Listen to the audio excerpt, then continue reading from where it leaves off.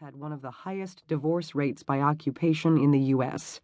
They were only nudged from the top spot by naval submariners, who spent up to 6 months at a time underwater and out of contact. Like a submariner, Emmy certainly felt like she had been underwater for a long while now. But here and now, she had made time for herself. Though several of the other residents had invited her to join them on their vacations to the Virgin Islands or Hawaii, Emmy had chosen to take her vacation alone. Most of her friends couldn't fathom why she wanted to do the UK in the chill of fall, but Emmy was determined to enjoy her alone time to the fullest extent before starting her new career. A little me time was her explanation. She had always been comfortable in her own company. The bus shuddered to a stop outside the outer gates of the ancient castle, the keep, Emmy had learned it was called, and she accepted the driver's hand as the old man assisted her from the bus. "Wow, Donal," she addressed the old man who had thus far been chatty and informative on the short trip from Cragnure. "It's just as amazing as you said." She was the only passenger today, most likely because it was the final day of the season. The castle would be closed from tomorrow. The weather was turning colder, and most tourists were long gone from the area. Donal had probably just been happy for someone to show up and wanted to make her feel welcome. He had entertained her along the way with outrageous tales of the region's past conflicts that he had surely embellished to make them more exciting. The brisk October breeze had Emmy clutching her short velvet blazer closed as she turned to the old castle. The heavy cloud coverage did nothing to relieve the somber facade of the castle. The walls were dark and starting to crumble. It was showing its age, Emmy thought, but was magnificent nonetheless, appearing to grow from the rocky cliffs to tower 5 stories high at its hipped roofline. "She's a bonny lass, is Duart," the old Scot commented with a thick brogue Emmy enjoyed. Between his gravelly voice and the appearance of the cliched old-timer, Emmy could easily picture him at the local pub taking a pint or two. His haggard, weathered features fell into more folds than a Shar-Pei.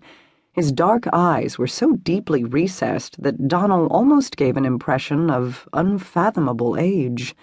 An ancient Scotsman in his battered cap and coat. A bit cliched, but the perfect person for the tourists to sidle up to beg for a picture or two with him. Swinging her large tote and smaller purse over her shoulder together, she glanced up at the castle. Too bad the weather wasn't cooperating, she thought. A bit of sunshine would probably do wonders for the old place. Digging in her tote for her camera, she swung it up to take a picture. Look at the old girl, Emmy thought, so beaten down with age. "I'll bet it was really something 100 years ago when it was restored," she commented aloud. "Restoration was completed about 115 years ago. You wouldn't ha' wanted to see it then," Donal said, leaning back against the fender of the shuttle with his arms crossed over his chest. "Why not?" Emmy asked absently as she took a few more shots. "They were nigh happy times, lassie. Tragic, the old Laird and his family." The old man shook his head with a soft cluck of his tongue. "Really?" She glanced back at the building with a sigh. "What happened?" "Family troubles mostly. Bad luck." "Still, I would so love to have been there to see it at its shining moment. How wonderful it would be." Her voice was wistful. "Ye think so?" Emmy nodded firmly. "I know so." "Should be careful, lassie, what ye wish for." "Wishing for simpler times? Where's the harm in that?" she asked absent-mindedly, taking several more shots of the castle. "Ye think old days were simple times, lassie?"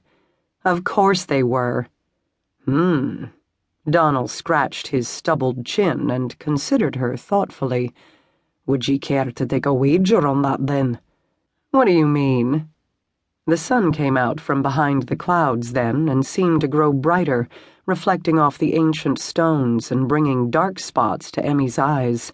She shut them tightly as a dizzying wave of déjà vu hit her, as if she had been here before.